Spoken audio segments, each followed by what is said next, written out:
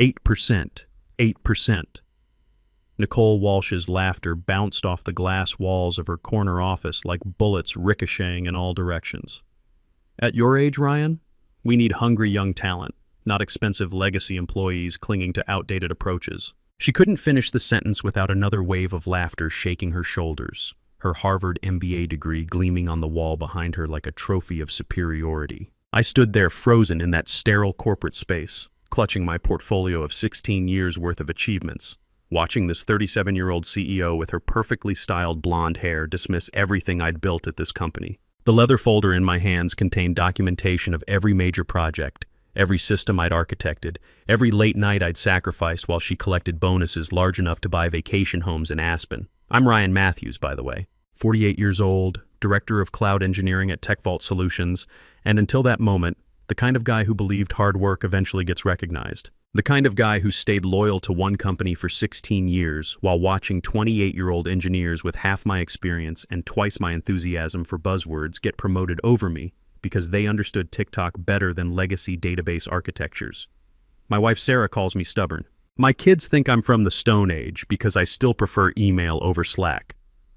But what Nicole didn't understand, what none of them understood, was that my so-called outdated approach had kept their precious cloud infrastructure running flawlessly for over a decade. While she was getting her MBA and learning about disruptive innovation, I was in server rooms at 3 a.m. making sure her billion-dollar company didn't crash. The cloud migration project I designed saved the company $2.3 million annually, I said, my voice smaller than I wanted it to be. The security framework that prevented 3 major breach attempts last year alone, including that ransomware attack that would have cost us everything. The threat detection algorithms that... Nicole waved her hand dismissively, still chuckling as she leaned back in her ergonomic chair that probably cost more than my monthly mortgage payment. Her office was all glass and chrome, floor-to-ceiling windows overlooking the San Francisco Bay, modern art that looked like someone had thrown paint at a canvas and called it genius. Everything designed to intimidate, to remind you of the hierarchy. Everyone's replaceable, Ryan. Even senior engineers with decades of experience. If you think you're worth more than what we're paying, try your luck elsewhere. She stared at me with that practiced CEO smile that never reached her eyes. The same smile she wore in those quarterly all-hands meetings where she talked about us being one big family. Maybe it's time to think seriously about early retirement. Golf courses are nice this time of year. I felt something crack inside me. Not my heart exactly, something deeper and more fundamental. The foundation of 16 years of believing that eventually experience would matter more than age bias, that loyalty would be rewarded, that the company I'd helped build from a 50-person startup into a 2,000-employee corporation would remember who got them there. I understand, I said quietly, collecting my portfolio. The pages trembled between my fingers as I tried to maintain whatever dignity I had left. Through the glass walls, I could see my colleagues pretending not to watch, their heads buried in their monitors while they strained to hear every word of my humiliation. Listen, Ryan, Nicole's voice shifted to that artificial tone of concern that managers learn in leadership seminars. You're good at what you do, I'll give you that. But you're expensive. The board sees a senior engineer pulling $140K when we can hire 2 fresh computer science graduates for that same price. They've got energy, they understand modern frameworks, they don't need hand-holding. That's just business, nothing personal, nothing personal. As if 16 years of my life was just a business transaction. As if the nights I'd stayed until midnight debugging critical systems while she was networking at wine tastings weren't personal. As if missing my daughter's soccer games and my son's debate tournaments to keep this company running wasn't personal. That's when I knew exactly what I would do. The realization hit me like cold water, washing away 16 years of corporate conditioning and people-pleasing. If I was just a replaceable part in her business machine, then maybe it was time to see how that machine operated without me. I walked back through the open-plan office to my corner workspace. Yeah, workspace, not even an office. After 16 years and a director title, I still sat in what was essentially a fancy cubicle because open office culture promotes collaboration and innovation. My desk was wedged between 2 recent graduates who called me sir and asked me to explain basic concepts like why we couldn't just rewrite our entire legacy system over a weekend. The morning sun streamed through the floor-to-ceiling windows, casting long shadows across rows of standing desks where 25-year-olds in hoodies typed frantically on MacBooks, building tomorrow's technology on the foundation of systems I'd architected before they learned to drive. The irony wasn't lost on me. My computer screen displayed the usual flood of notifications. Slack messages from junior developers asking me to review their code, emails from other departments begging me to fix problems they'd created. A calendar reminder for the weekly architecture meeting where I'd explain, once again, why certain approaches wouldn't work at enterprise scale. Next to my keyboard sat a photo of my family taken last Christmas. Sarah looking tired but smiling after her second round of chemotherapy. Emma, my 20-year-old daughter, home for winter break from State University, where her tuition had just increased 12% for the third year running. Jake, my 18-year-old son, already stressed about college applications and the crushing debt that awaited him. Healthcare premiums were eating 30% of my take-home pay. Sarah's cancer treatments cost us $47,000 out of pocket last year, money we borrowed against the house. Emma's education was draining our savings faster than I could replenish them. Jake was looking at engineering schools that cost $65,000 a year, and here I was, being laughed at for asking for an 8% raise after 16 years of service. Meanwhile, Nicole had just bought her third vacation home, according to the company newsletter. A ski chalet in Whistler, to go with her beach house in Malibu, and her primary residence in Pacific Heights.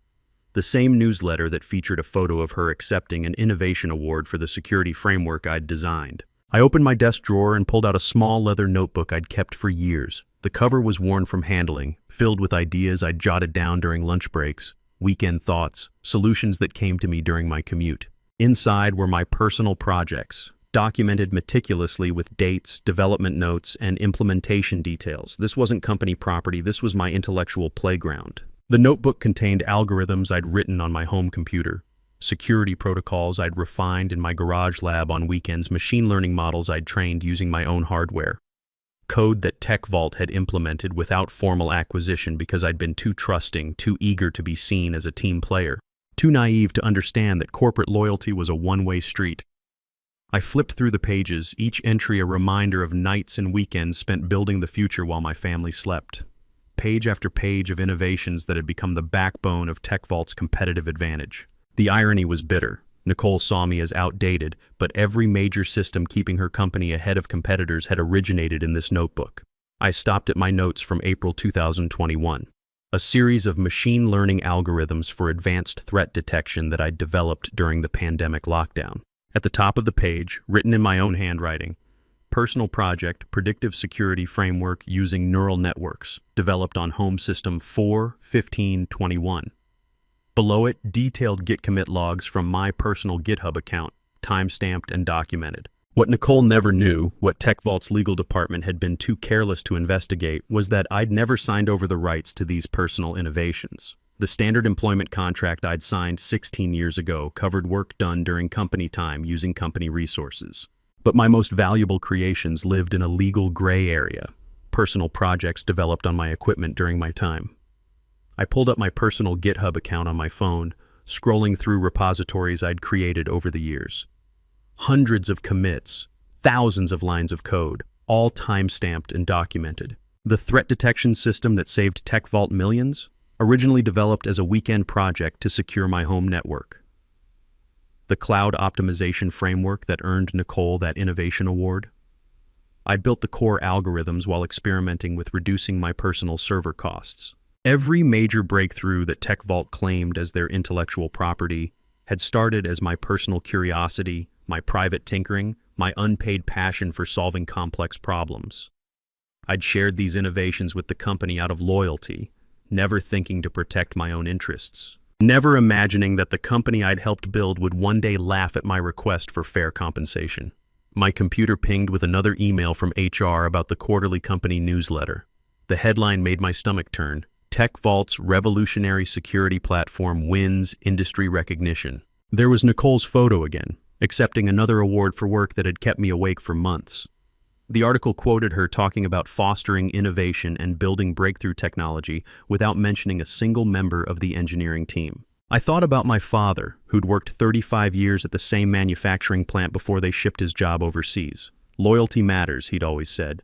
Take care of the company, and the company will take care of you. He'd believed that right up until the day they handed him a pink slip and a pension that evaporated when the company declared bankruptcy.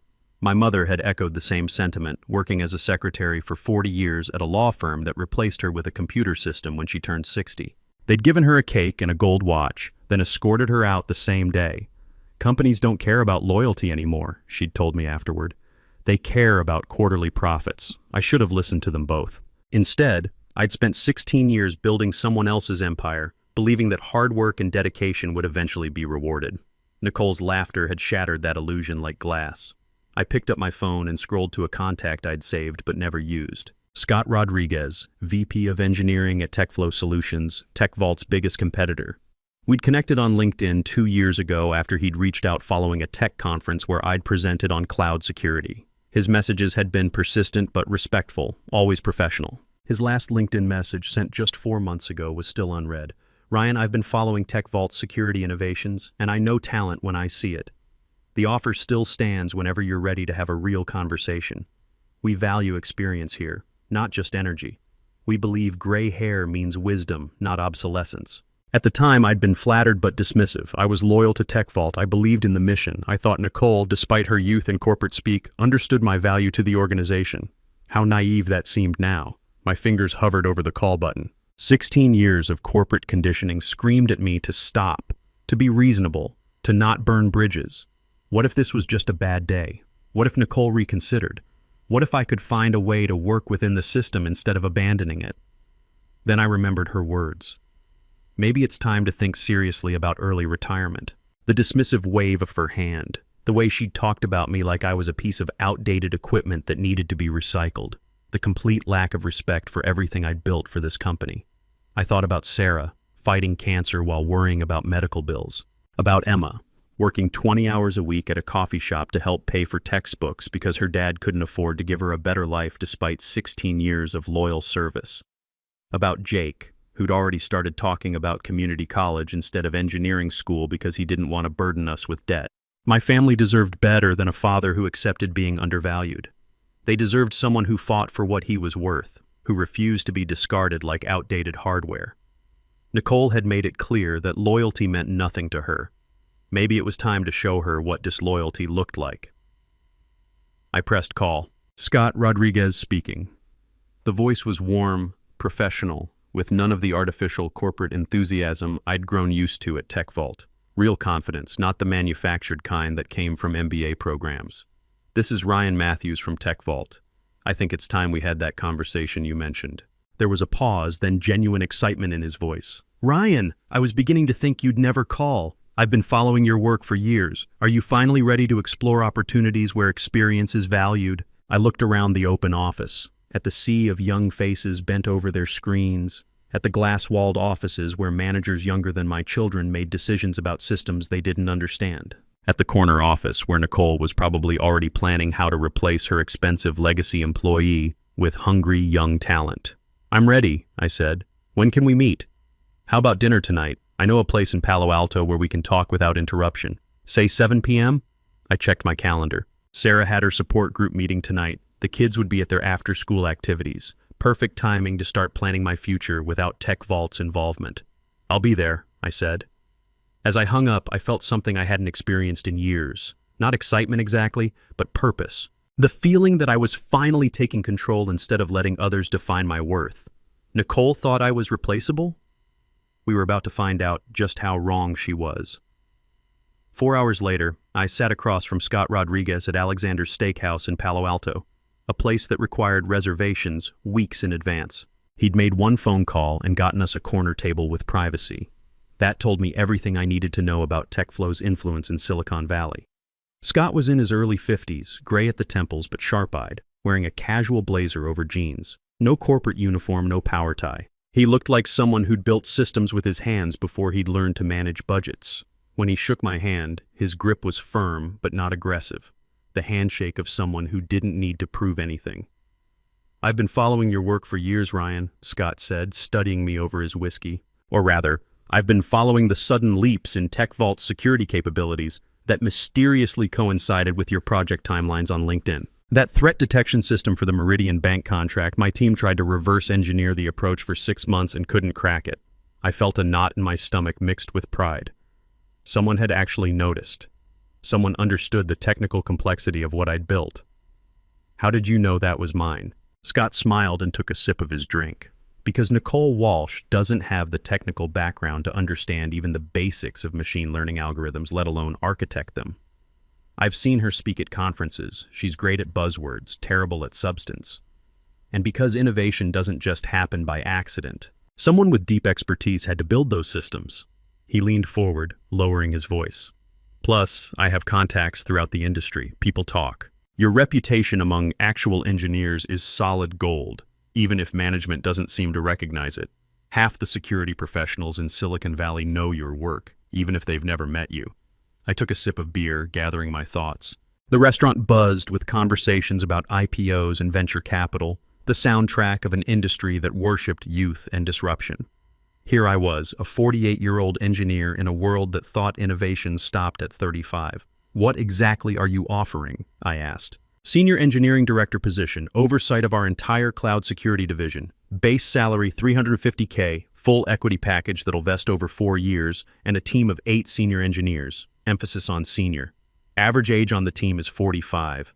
We believe experience creates better code than enthusiasm. My breath caught. $350K was 2.5 times my current salary. Enough to pay for Sarah's treatments without touching our retirement savings. Enough to send both kids to engineering school without drowning in debt. Enough to finally stop choosing between financial security and family needs. But more importantly, Scott continued, recognition. Your name on patents, your picture in trade publications, credit for the innovations you create. We're not interested in managers taking credit for engineering work.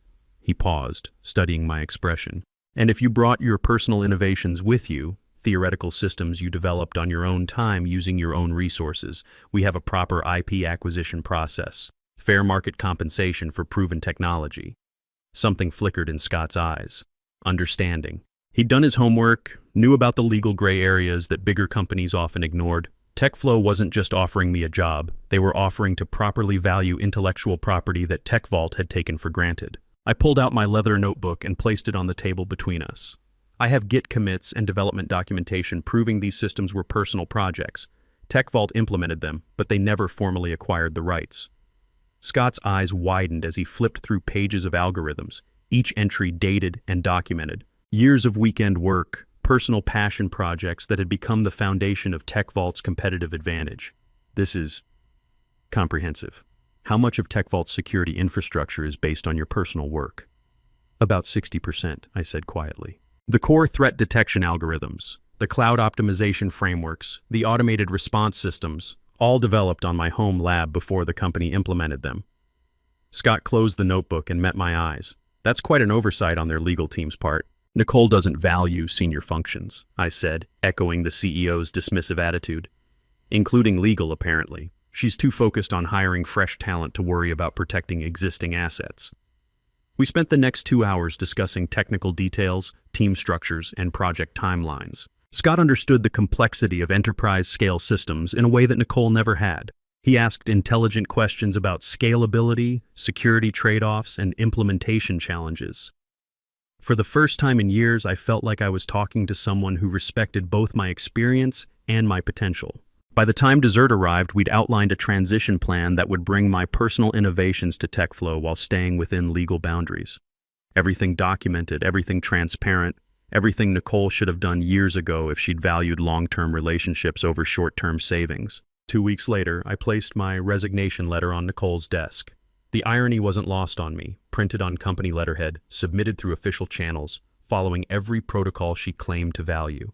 Professional to the end, even as I prepared to dismantle everything she thought she owned. She barely looked up from her MacBook, her attention split between emails and a video conference she'd muted. The multitasking that passed for leadership in her generation. 2 weeks' notice. She scanned the letter quickly. Where are you going? I'd considered lying, crafting some story about consulting or early retirement, but truth had more impact and I was done protecting her feelings. TechFlow Solutions. That got her attention. Her head snapped up from the screen, eyes narrowing with the first genuine emotion I'd seen from her since the morning's humiliation. Our biggest competitor. That's unfortunate timing. We're in final negotiations with Meridian Bank to expand our security contract. I know, I said simply. I built the threat detection model that won us that contract. Nicole's expression shifted from surprise to something resembling concern, maybe even fear. For the first time, I saw her calculating what my departure might actually cost the company. We should discuss retention options immediately. Perhaps that raise you mentioned, maybe 15%, plus a promotion to VP level. The offer was everything I'd wanted that morning, more than I'd dared to ask for. If she'd shown this flexibility 8 hours earlier, none of this would have happened.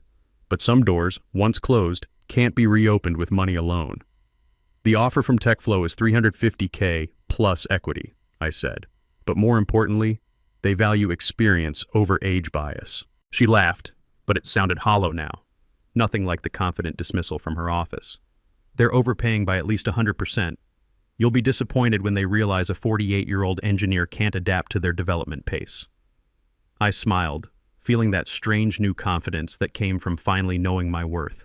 We'll see who's disappointed. My last 2 weeks at TechVault were surreal. Suddenly, people who'd barely acknowledged me for years wanted to take me to lunch, pick my brain about projects, understand systems they'd ignored. Middle management scrambled to document processes they'd never bothered to learn, realizing too late that institutional knowledge walked out the door with the people who created it. I completed every transition document with professional thoroughness, trained my replacement, a 26-year-old named Josh who seemed both eager and terrified, and backed up all my personal project documentation. I also made careful copies of every email where I'd shared innovations with the company, creating an evidence trail of TechVault's failure to properly acquire what they'd freely used. I walked out of TechVault's glass headquarters for the last time at 5:30 p.m. on a Friday in March. By Monday morning, I was sitting in my new corner office at TechFlow, explaining to my team of 8 senior engineers how we were going to revolutionize cloud security. Real engineers with real experience. The oldest was 52, the youngest was 38. People who understood that wisdom and energy weren't mutually exclusive. 6 weeks later, the first implementation of my security framework went live at TechFlow. The same algorithms Nicole had dismissed as outdated legacy thinking were now detecting threats 72 hours before they materialized. Processing speeds increased 35%. False positives dropped by 60%. Our sales team had data proving we could outperform TechVault's best metrics by significant margins. The machine learning models I'd trained in my garage were predicting attack patterns with 94% accuracy. The threat detection system that had saved TechVault millions was now saving TechFlow's clients even more, with my name properly credited on every patent filing.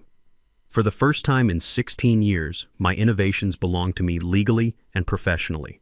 The morning Meridian Bank announced they were terminating their contract with TechVault and switching to TechFlow, my phone started ringing. First call was from a trade publication wanting to interview the architect behind TechFlow's security breakthrough. Second call was from a venture capital firm interested in licensing our threat detection technology.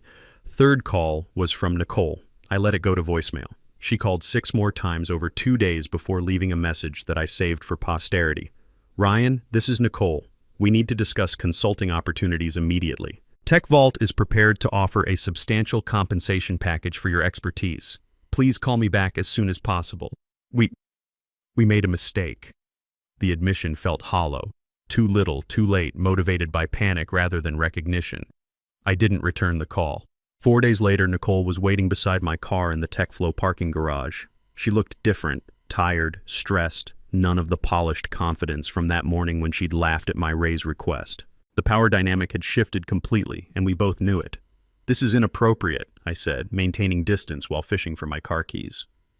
You've put 180 jobs at risk, she said, her voice urgent and desperate. TechVault is facing an existential crisis because of the intellectual property you took.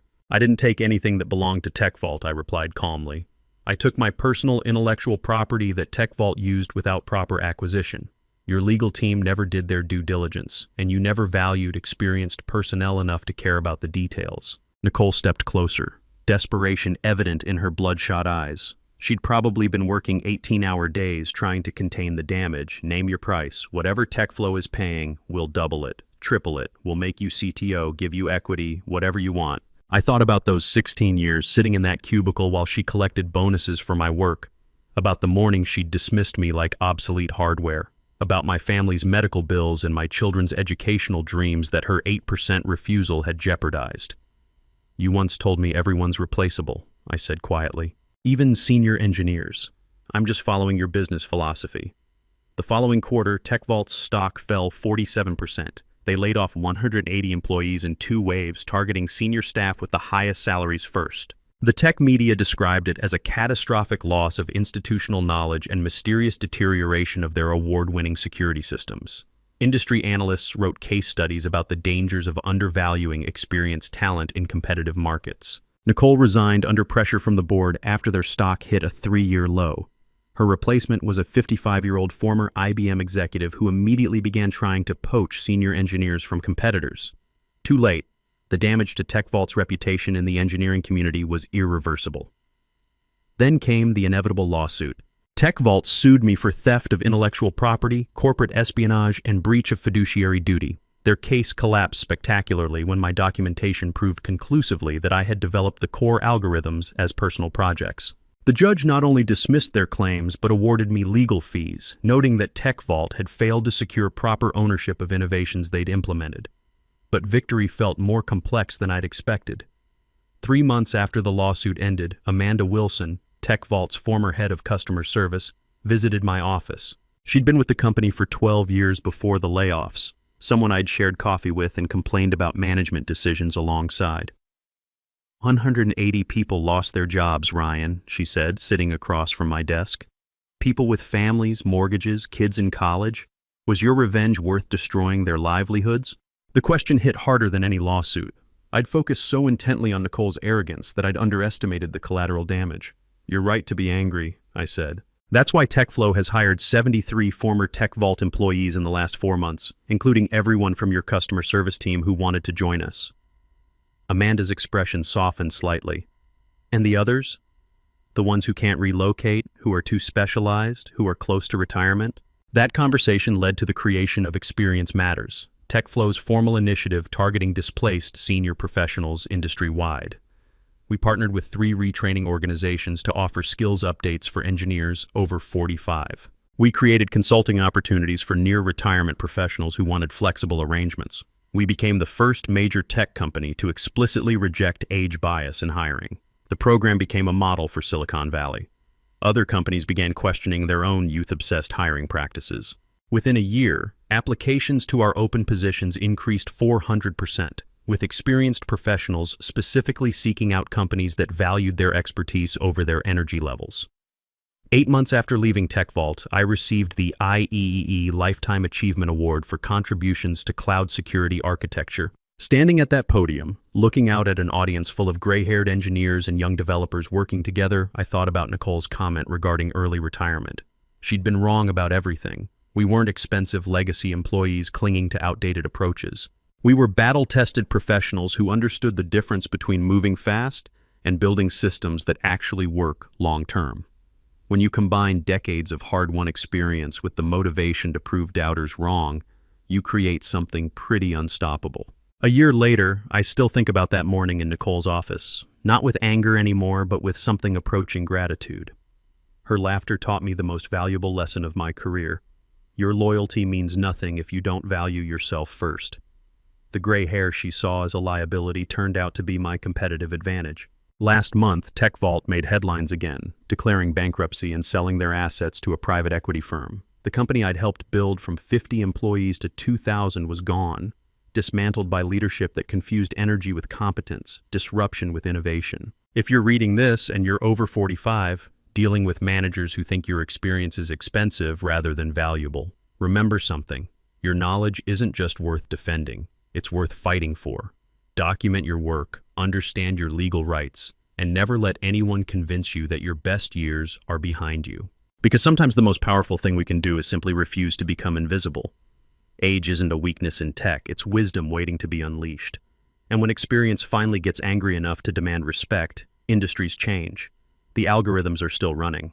My name is on the patents. And somewhere in Silicon Valley, a CEO is learning not to laugh at senior engineers asking for their worth.